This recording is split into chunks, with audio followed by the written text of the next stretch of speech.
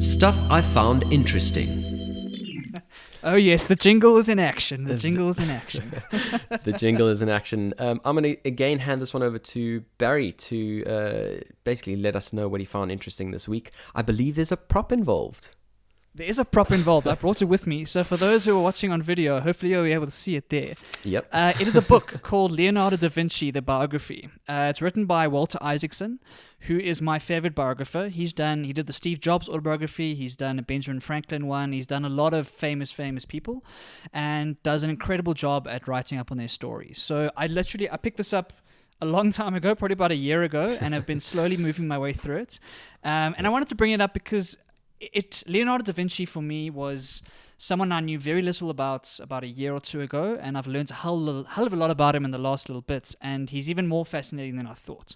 So about 2 years ago, I kind of knew him as the guy who painted the Mona Lisa, right? That's the name I knew. I knew the Mona Lisa. I knew nothing about why the Mona Lisa was special. I didn't know much about art itself. I just knew he was known as this artistic genius, right? Then I've had the privilege of having two of my ex-girlfriends be very, very big into art history. What a privilege. What a privilege. It was great. And I learned a lot about art through those two relationships, and got more of an appreciation and more of an understanding of what makes Leonardo da Vinci so powerful. And then I picked up this book, and it really changed my whole view on him, right? So he's kind of known in most people's eyes as a painter, as a famous painter who's done incredible works all around the world, and his pieces are worth millions and millions of dollars, and they are like priceless pieces, right? And that's kind of how everyone sees him. But you read this biography, you get a real sense that he's so much more than just a painter. He was an engineer, an architect, a metal worker, a philosopher, a writer, a poet. He's one of the most creative people I've ever had the chance to read about. Yep. And he did all of this stuff hundreds of years ago when this stuff wasn't really in vogue, right?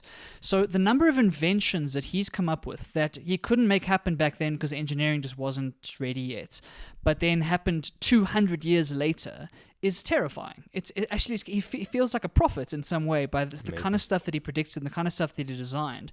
The best known example of that is the helicopter, right? So in one of his old notebooks, he's got a full-on drawing and design for a fully working helicopter that couldn't be built at that time because things weren't ready and the engineering wasn't possible.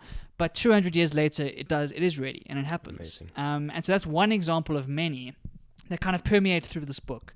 So it really is a fantastic book that kind of looks at what does this kind of genius look like? What kind of struggles and personal struggles did he have to go through? One of the biggest things was that he was a gay man, and back then it was impossible to be a gay man. Sure. So he talks a lot about the personal struggles that he went through, living in a world that didn't accept him, and were kind of living off his genius. So they weren't seeing him as a human being. They were seeing him as this painter or this engineer or this genius. And how that impacted him socially and impacted him psychologically. So it really is a fascinating look at what an old school genius looks like, how creative and how curious he was, and that he was so much more than just the guy who painted the Mona Lisa. And so that's why I wanted to bring it up. I would encourage anyone to go and check it out. He really is a fascinating historical figure. You read the book and you kind of are amazed by what he's done and how little people actually talk about him. But he's a fascinating character. Amazing. I mean, the world was lucky to have him. I'd certainly say, and how sad that he couldn't be himself in the age that he lived. Luckily, we kind of moving out of that phase, which is great.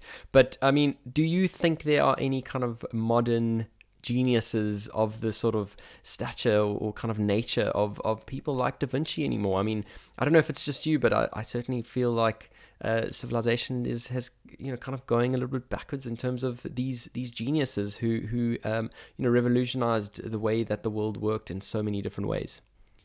Yeah, it's something. It's the natural first question that you ask yourself when you read a book like this, right? Is where is today's Leonardo? Yeah. Like who is the name that our great grandchildren will be talking about in a few hundred years? I don't know. The kind of the sense that I get is that in today's age, we are told to specialize in one thing, right? Yeah. The route to success is becoming really, really good at one specific thing in one niche, and we dedicate our entire lives to being the best in the world at that thing. I find it hard to see today someone who's going to become a genius in 4 or 5 different areas, like Leonardo did. And obviously a lot of that's because the world has moved a lot since then, and there's a lot there was a lot more to discover back then than there is to discover now. So that's one factor.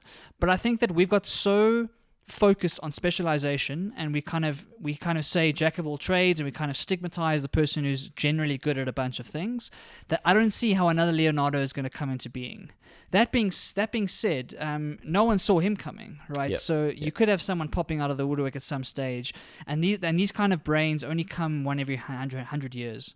So who knows? Absolutely fascinating. Let's hope we do have somebody of that sort of level coming through the ranks at some stage. Across the pond with Barry and Chad.